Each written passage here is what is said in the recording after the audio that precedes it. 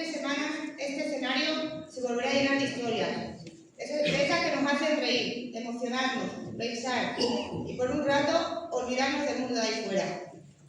3 semanas en las que Jarandilla se convierte una vez más en el punto de encuentro del teatro aficionado y de todos los que creemos en la cultura. 34 años, se dice pronto, pero tiene mucho detrás, porque mantener algo así en el tiempo no es cuestión de suerte, es trabajo, es constancia y es gente que cree en ello. Y no todos los eventos pueden decir eso. En un pueblo, llegar a 34 años es casi un acto de resistencia cultural. Y lo más importante es que este certamen no solo ha resistido, ha crecido, se ha consolidado y recibe obras de toda España, incluso de nuestro país vecino, Portugal.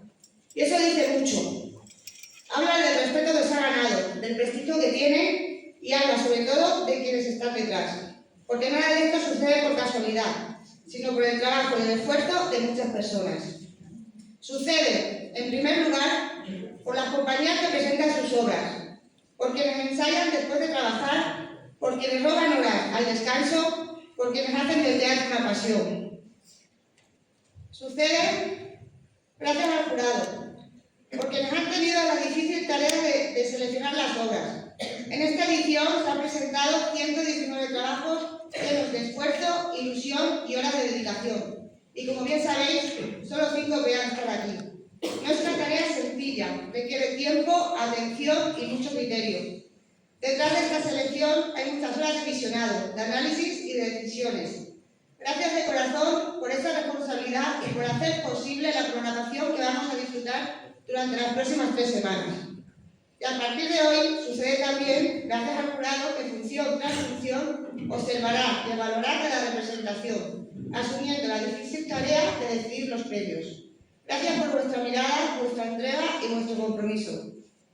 Sucede también por quien pone imagen a todo esto. Gracias a Teresa García, que convierte cada año el cartel del certamen en la antesala de todo lo que vamos a vivir.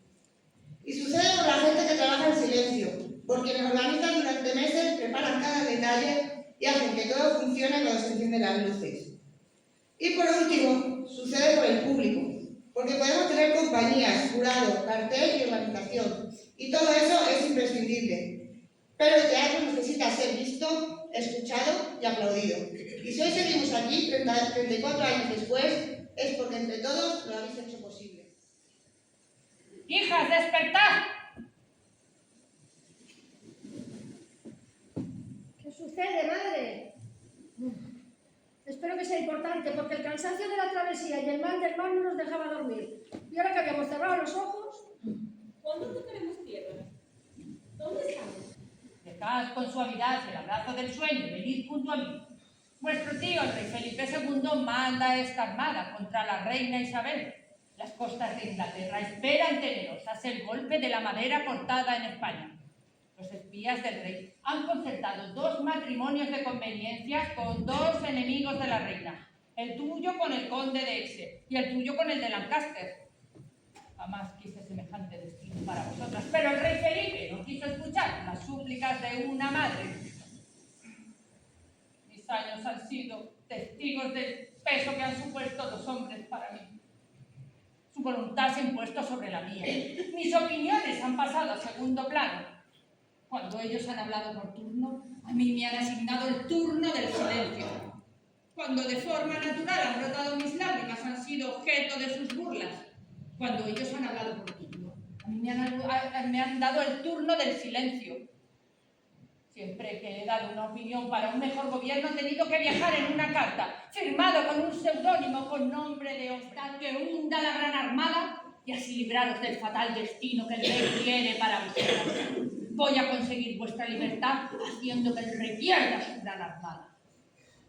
A muy pocas millas de aquí hay una isla de muy reducido tamaño y solo yo conozco de su existencia, gracias a este mapa.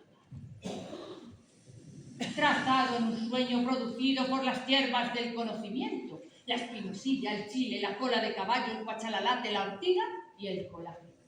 Es una isla rica en todo lo que la naturaleza puede ofrecer para llevar una vida tranquila. No le falta ni la caza, ni el agua, ni las frutas. delicioso bosque provee de materias primas y una montaña coronada por un volcán dormido nos protegerá de los vientos del mar. No sé cómo describirlo. No existe un lugar mejor para vivir. Hasta los dioses me envidian. Yo aquí soy más feliz que una perdiz. De reloj yo tengo al sol, a la luna de farol. Allí todo es de color, que es la tan bonita. Sin los cambios de humor, sin las preguntas incomprensibles, sin las largas peroratas y sin los llantos súbitos.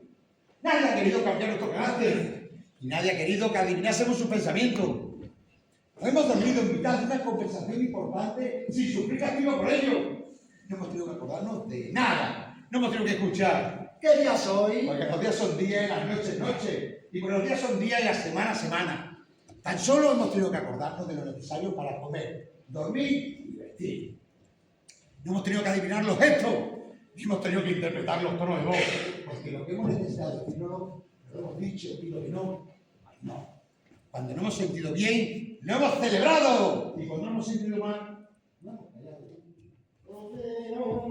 Padre, hermano, mirad, allí en el horizonte, un enjambre de velas. Parece que el mar ha parido unos mártires. El cielo los ha vomitado. Hay más de 100 naves. Galeones, galeras, galeatas, urcas, naos, zabras, pataches.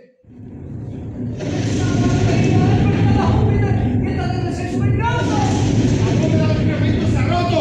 ¡La mar comienza a humear como un lobo rabioso! Las olas suben tanto que quieren dejar pequeña la montaña. ¡Los rayos aterrizan en su entraña! ¡Arde el cielo! Los galeones dejan ese galeón para convertirse en caja de té. ¡No podrán aguantar mucho tiempo!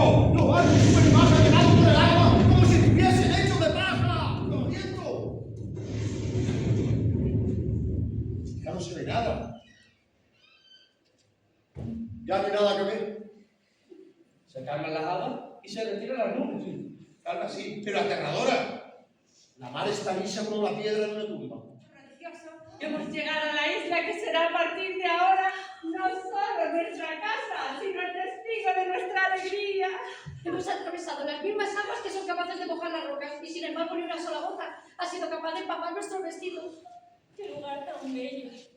Parece que la naturaleza hubiese decidido competir con el arte del ser humano, domesticándose a sí misma. ¿Qué sucede, madre? ¿No estás contenta? ¿O acaso esas lágrimas son de las que acompañan a las celebraciones? De esa misma clase son.